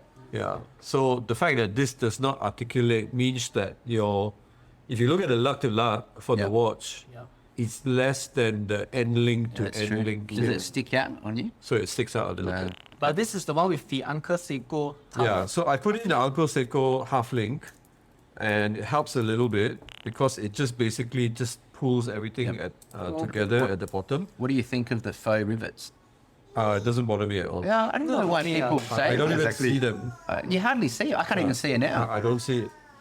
So yeah, so I've got a half link there, and it just basically just tucks everything in Okay. a little bit, and then the fit is okay. But actually, it is bigger than. Do you remember how hard they were to get when they first came out? Oh, It's the one, yeah. It was so hard to even find. the original one was The black Yeah, one. it would be hard for regular people like us, but not for Tudor God. yeah podcast episode 3. For Tudor You're God, pretty much similar to me. Like, Yeah. I would say most, what is it, 90% of your Actually- collection is one brand? yeah. Not really. I've got now Cartier, I've got Rolex as well, and Okay. Seiko's, and 70%. 70%. I would say 70%. Yes. I mean, you've got I've not counted how many Tudors I have. Like I mean, he has a probably box. 6 or 7. 6 or 7 is a lot. Yeah. I think it's one of those things, when you find a brand you like, Then you just buy stay it. with it, right? Yeah. Yeah, I think so. Right? it's similar. I think same as you know, it's all for the ships, Once the ships are done, obviously, I hope Cartier entice me in the future. But But I think for me, at the moment, I prefer modern, and I want to keep going down the modern route. But I think when I get to a point that the vintage is still appealing, yeah. like the CPCP, I've got the Tortu at the moment. It'd be nice to obviously we get another CPCP. The problem is all these vintage prices are just going crazy. Are there any shapes, any models you actually don't like that you actually think, man, that's ugly? In Cartier, Yeah. Before we do the next section, yeah, do say I one wouldn't which you say, think is I wouldn't ugly. say it's ugly, but a Pasha, it's not one of my favorites. Yeah. Um, Especially with the grill on. I love the grill. Oh, you love the grill. But the sizing's too big. It's Right. 40 mil, 41 So, mil. Is the issue because of the size or because of the design? I think a bit of both. I always look at it like it's when we tried on the It's grid. yeah, it was actually pretty cool. Yeah, it's cool, but you wouldn't. It's more feel together. It's one that if I never got a Pasha, I don't think I'm. I'm okay with that. Yeah. If I die without getting, That's such a PC way to put it. If I never get it, I'd be okay with it. I think I could be tempted by some of the vintage ones. The like Pasha. some of the smaller, they used to come around 35, 36 mil. I've seen the smaller Pasha. They look small proportionate. The big one, the modern one is too big. okay, so if you die without getting a cloche, would you regret it? I need a clutch. Okay. The cloche is awesome. That is it's an amazing watch. Like Cloche is amazing. plus, if you can always have it as a bedside clock as well. Yeah. Yeah. But that's one of my favorites. That's definitely. But you can go budget on that and get a basculant, and You then can. you would have a clock as well. To be honest, not even budget at the moment. Like I the think- prices of them are soaring too. Yeah, the muscular is good, but I don't think they're gonna re-release it anytime soon. Well, it's supposed to be some anniversary. It's an 2030 auspicious year. Yeah? 2030 is what? 2023. 2000, right? That's year 2000, right? 2023 is Mine like the 90th Mine is anniversary. 2003, but I saw it. I don't know if they were going to release it again. but Like, it clashes with the reversal, and both companies are under Richmond. So Oh. you know, yeah. Yeah, so that's what I think as another well. question. Yeah, we don't know is it the truth or not, but there's always right. conversation of this happening. But they're so different though. I mean, the Yeah, reversal yeah, now well, that I have once both, you- it's like once he has the reversal, completely they are very right? different. They're They night work and day. differently. yeah, Yeah. Are you wearing the reverso a lot? I'm wearing it a lot. It's actually now like one of my favorite pieces. It's strange. 'Cause it's actually a sports watch. Yes. Like, original. Yes, and I actually do see it as a sports watch Yep. more than I do as a. This is You should, this is a lot more dressy. You can get some good rubber beads. Tell them they're dressy straps. They Right. look like alligator, but they're made out of rubber, so you can wear them every day. And you don't okay. have to worry. Right. I But was they gonna- I don't was have a gonna lot buy- of water resistance anyway. It's No, like 30 they don't. liters, right? So But in the weather here, you're always That's true. sweating. Yeah. I was going to buy one with a rubber bead. Right. Have a look. I think they're not cheap. I think they're about Uh, 300 rubber bead is USD. expensive. yeah, rubber Yeah. bead is Yeah. expensive. But it looks exactly like an alligator leather, but it's all rubber. I see. Okay. So you're not going to have to replace it as much. That's true. That's one of the things here with the weather in Malaysia. It's Yep. just the leather starts just Yeah. deteriorating. Right, since you have already openly say you might not really like the Pasha, here we have compiled a few pictures of Cartier watches, which you can only say you know, is it nice or is it ugly? Are we going to put that in the center with the camera? For people to so see, yeah. move this Move this aside. aside. Yeah, no, I mean, after you've seen it, you have to give the answer. And you have to be honest, okay? Yeah, but we can discuss about it once you've seen it. We're not going to rapidly go through 9 photos, you know. We're going to just show you, you know, and you're going to tell us the truth, okay? Okay. So the first one, all right? Oh, this is tricky, man. All right. So I So it's either love it or hate get it. ready. But again, love it or hate it, yeah. Okay. You cannot say, if I die and I do not have this watch and appear, alright? Alright. Let's do it. This is the first one, alright? The first one is the old Dumont skeleton. Love it. Love it? 100%. The old one, you know? Yeah. It doesn't have the bezel. Yeah, You know, love the it. screw is a... Alright, You don't like it? I don't like that. Because it's missing the screw Yeah, that bezel? because it's missing the bezel. It's like vault, right? Yeah, it's like a... Do you like Actually, it? I haven't, to be honest, and Yeah. I know I have no reason to Okay, sort you of. like it. I have no reason to be politically correct, Right. right? But I have never seen a skeleton Cartier that I didn't like. Okay, so you love it. Honestly, I think they like- do great It skeletons. sort of reminds you of the Torture a little bit as well. So it's 50-50 on this. Yeah. You hit it? I like it. I think I like it. Ah, dang it. Oh, so you are the one thinking of now. Man, I like it. Do you know what size it is? No idea. Okay. Yeah. I think Alicia doesn't like it. I'm gonna pull her down the water today. I love the skeletons. There's- I love The the- only yeah. thing about the skeleton for me is they're a lot larger on the wrist. Like especially the newer versions. Like correct. the They run large, Santos right? skeleton it's always in the larger Okay. size. All right. Okay, the next one. All right. A metal DR torture. Oh.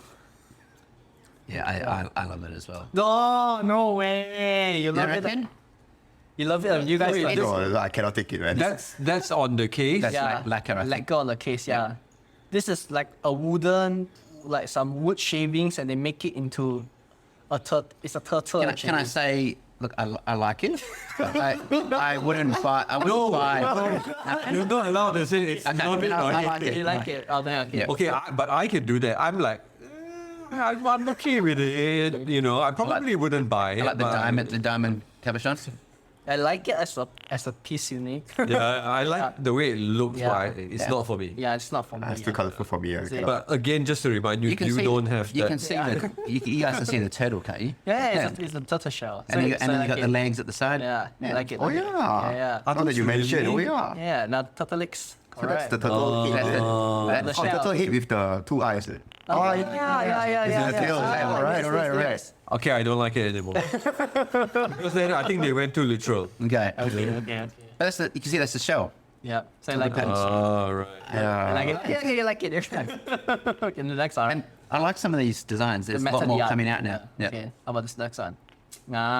Do you like this or do you don't like this? We cannot use the word hate. Yeah, you like it or you kind of on the. Okay, let's use the word on the Is this an fence. NSO? Yeah, this is an NSO Dumont. Yes. I love the dial. I just wish it was all gold or all platinum. All right. I'm not a huge two-tone sort of person. I think if that was all gold with that dial, perfect. Yeah, Do you I know agree. if is it platinum? No or idea if it's stainless? What is this? Just Arabic. Modern Arabic. oh. Oh. I love that Arabic style. It's nice if the whole thing is in gold. For Yeah. me personally. Same. Yeah. If it was all gold, yes. Yeah. How about you? See, that's like a level of appreciation that we don't have. Yeah. You know, because it's down to materials, right? When we look at it, it's like it's design, it's style, Correct. and all that. But Yeah. for you Yeah. guys, it's like materials as well. So not your cup of tea? No, not for Okay. me. For my wife, can Too feminine. because of the red. I think the red is too bright. Okay, interesting. But for me personally, I don't think Breguet hands work well with the modern Dumont. Yep. It has to be swap hands for me. But yeah, I mean this is NSO, so it's obviously a personal preference. But, So yeah, yeah, And they're gold hands. Yeah. aren't You know, they? I think like speaking of NSO, right? I think if you have the ability to order an NSO, you would feel an obligation to be different, just to Correct. be different, right? Yep. Rather than that is true. Absolutely. you know, because like sometimes you may like something and it's actually already in production, so then you have to try and switch something up just to make Correct. it different because it's an Correct. NSO. Yep. So And make it you more may not end special. up with something better, right? Yeah. Oh, that is true for sure. But it's special. Yeah. Yeah. Even for me personally, I think, if to do NSO, you would try to force as much special thing on Correct. it, but you Unique. you tell yourself there is actually Special, unique, but not necessarily better. Yeah, you want to, As long as it fits in with the Cartier Correct, sort correct, of design yeah. language, Yeah. then you've got so much you freedom. want the Grilochet, you want the Breguet, you want the Arabic dial, you want the It becomes special Rojak, cabochon. You can put, Yeah. you can put Arabic, Chinese, and normal numerals in the one dial if you want to.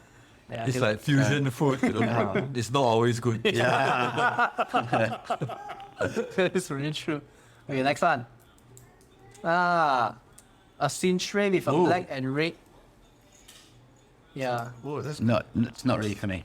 yeah. not the bracelet for me, but I like the dial. Okay. You like the dial? I like the dial. The Darth Vader? Yeah. Oh, yeah, Or is that what they call it? Yep, The that's the dial. nickname for it it. looks like what? It looks like the original Batmobile. It looks more like what's the other one? Darth Maul. Yeah, it looks like Darth Maul. So that strap's not original Cartier either. What is it? No. Oh, okay. That looks like it's an aftermarket. It looks nice 20 years ago. If you tell me when the Phantom Menace launched and you wore this watch, then I think it's nice. Yeah. I like it though. You like it? Really? Oh, I think me and Nick always had a discussion about this watch. It's Is that's an NSO too? I Yeah. guess. yeah, it looks very dated. Okay, now I'm a dated guy. I think I'd like it if maybe it was all red. No, don't have the white wording. Well, that's what I'm saying. Yeah, if it was all red. yeah, and it would be cool. Yeah. Okay. But that's the thing about it's like art. Everyone. Yeah, it's very To subjective. some people, you might like this guy, it. he likes and- it. No, yeah. So I And, mean, and that's the thing about NSO. You create something that only you want. Yes. oh, It doesn't yeah. matter if no one else likes it, but Alright. if you love it, then If, Yeah. if you guys were to do an NSO, would you guys post it online? once the watch Yes. is done, with the thought that it can be copied by someone else, would you guys do it? Oh, like what fake? No, like Yeah. like if you were to do an NSO, like let's say you like this century a lot, you do the black and the red, and you alright, well, 1 year later the watch comes, and 6 months, 1 year later, someone did exactly the same watch and they posted. I guess I don't know enough about how the NSO process works, right? And what the company policy is. So I would have thought, and now I'm learning something new today, because I thought that if you design an NSO piece, that's yours and they wouldn't repeat it for some other customer. So you don't own the IP or the design. No, I don't expect to. But if I think they will obviously try. Like if you went and said I want exactly this, Yeah. then they're probably going to say, look, someone else has done something similar. And they try But and you can- discourage you, Yeah, maybe. discourage. But if you insist, then Yeah, but it's one of the when you order one, you're told it's not a piece unique, and like it's a special order. Okay. If one day Cartier wanted to come and release this as a special common normal production, then they're can within do their it. right as well. I guess I'll be okay. I mean, like Yeah. even if somebody else copies it, then I think it's flattery. yeah, exactly, Yeah. right? It's some form of validation that I think- I didn't fuck up. I think these days as well, like there's so many different designs from all different watches. Like it's hard to do something that's completely unique Especially in terms of sometimes. like the limitations to the color and not towards too much craziness. Yeah. Yeah, you're bound to get hit with something which is the same. You know what? Like if you're spending that much on an NSO, you don't really want to copy someone else's art, do Exactly. you? Yeah, Like, I exactly. would rather I do wouldn't- something that I like a different spin on it. Yeah. Yeah, You can as u- long you as can they use tell you, inspiration. right? Yeah. You can use inspiration from different. You different shouldn't pieces. say I would like, Wei Coast crash, for instance. If you're doing a crash, I want the look, I want the black, So Yeah. not recommended.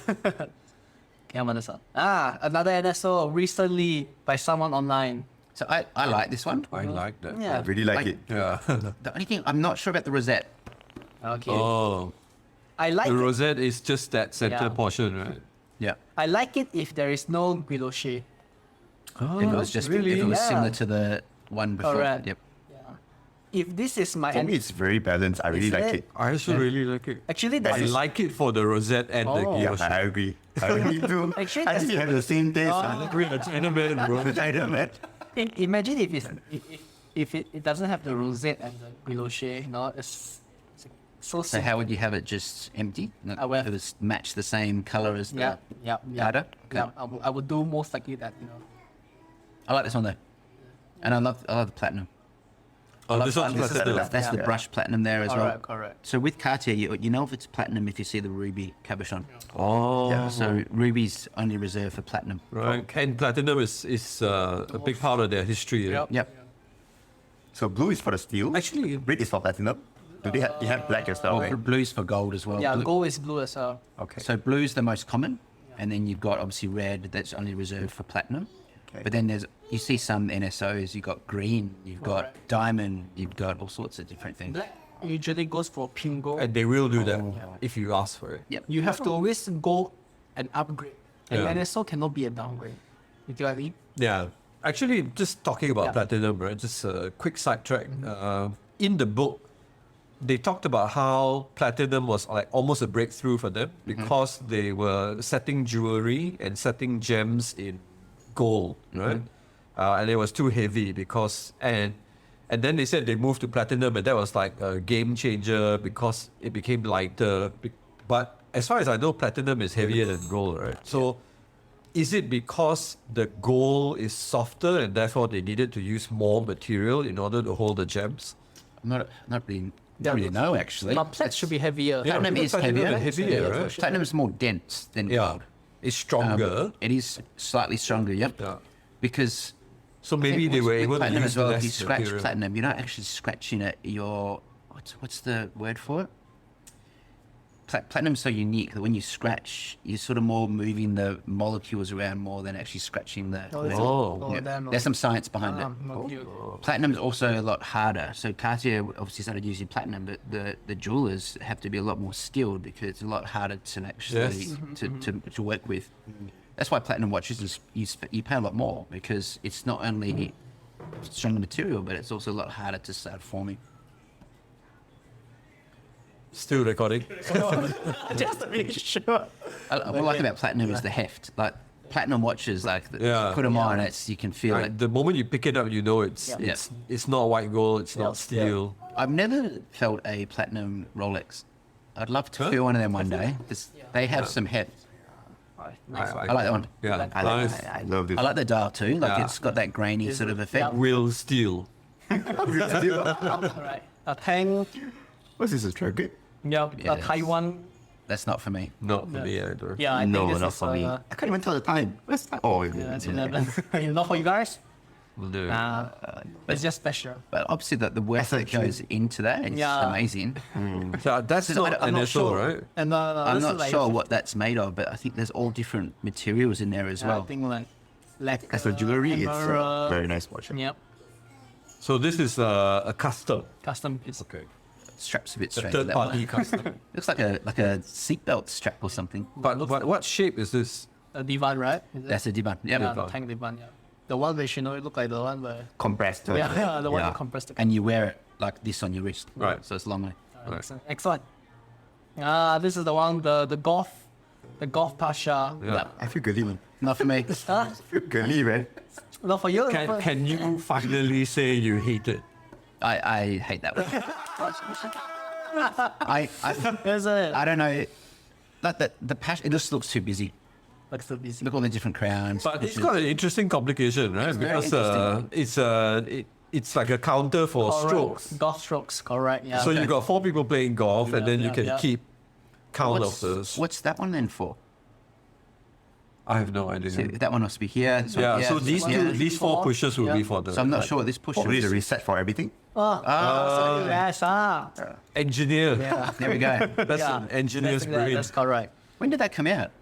I know it's... I've never seen that one. I know it goes bloody high on auction. Really? Yeah, it goes very high on the auction. Just cause it's so wild, right? Yeah, just costs us a while. And it's a complication. It looks like it's a smaller one. Oh, probably 36. I'm not so sure to be honest. The next one. Would you? I think the last one will be the one he has to say he likes it. Or I'm not a fan of diamonds, so I'll have to say no. But if I was going to get a Pasha, it would be one with the grid. With the grid. Yep. I really do not like the grill. Sorry. But the good thing is you can take it off. Yeah, you can. Yep. Oh, And even putting it on is a bit fiddly, right? Yeah. Because then For you the end up woman, scratching correct, your correct. sapphire. The new one's got a different mechanism. Comes out a lot easier. The older one was a little bit harder. Right. the funny thing is like if you're gonna take it off, you know, it's like it's so extra. You don't know where to store it. You know. You know what I mean? No one knows it. Yeah, it's So you got to carry a separate watch box. One thing I don't mind though, like, I don't like diamonds on the dial, but I actually don't mind the diamond gold- cabochon. It's a bit different. Have you considered like? That's quite you're unique. for the cabochon, right? Yeah. Diamond. Are you guys a fan of diamonds on No, watches? not really. No. I think the only diamond I like is the, Patek Philippe, they have a diamond between the lugs. Yep. Full. Isn't it? Yeah, and because it's just so subtle, it's such an FU thing, right? It's like You know that. I don't mind some of the there's a Rolex diamond with in the there baguette. and you can't even see. I don't mind the baguette diamonds on Rolex. Okay. All those the factory markers. sets, yeah. Right. Because it's not too blingy, Yeah. and you don't really I notice think it unless you. they just if That's true. They diamond just look markers, like- they just They just look that's like they catch some light, right? Like a regular. Would you guys ever bust down a watch? No. no way.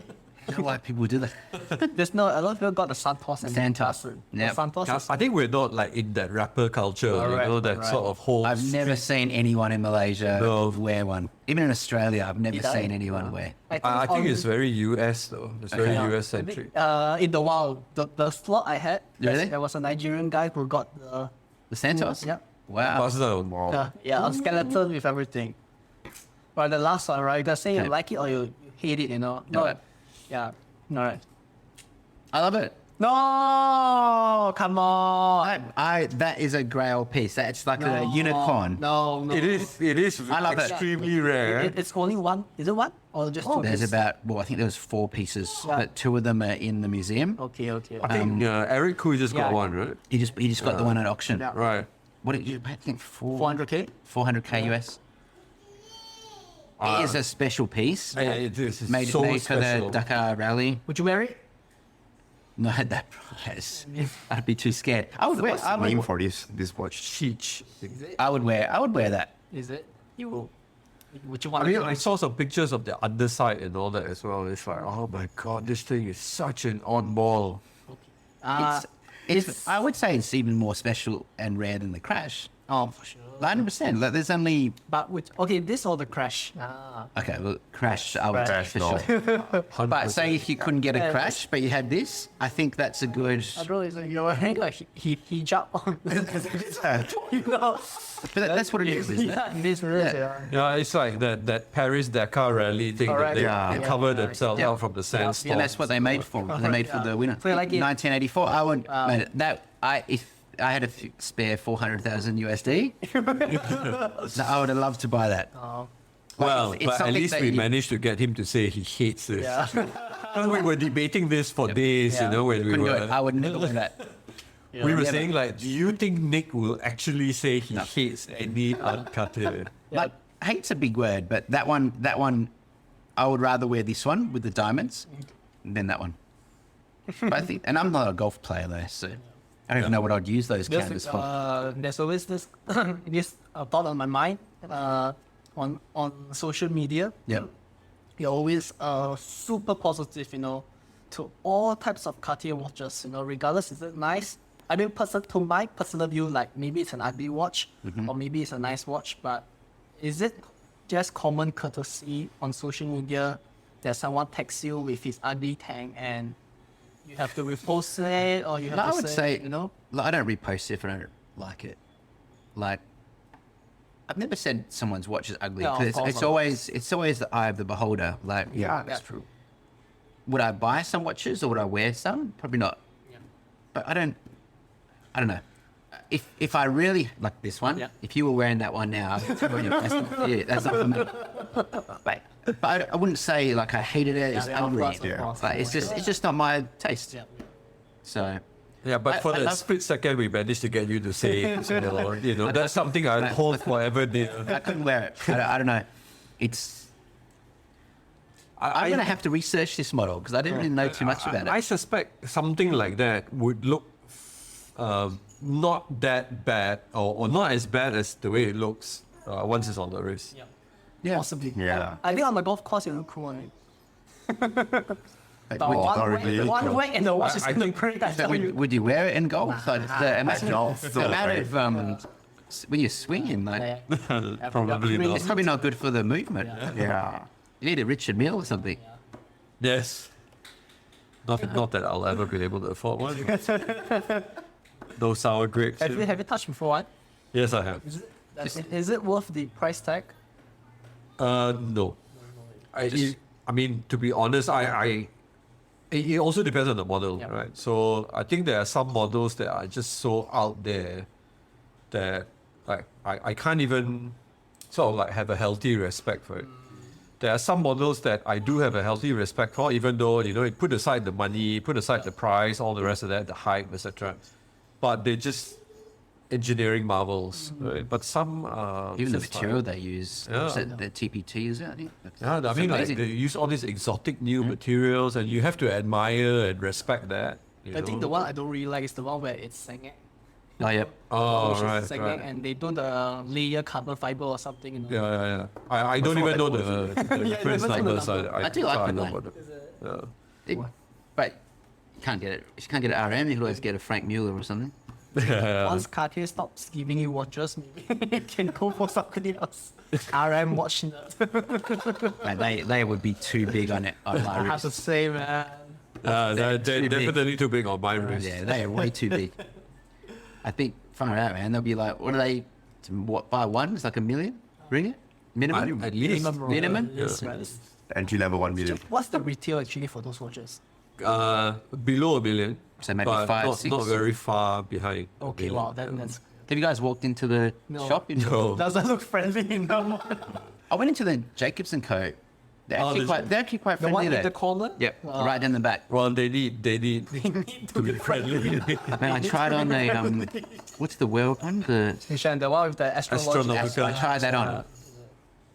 it's massive. It's you wouldn't wear it, but when you look at it, you could just get lost in that dark. I'm sure. And you watch for it sure, all for move sure. around.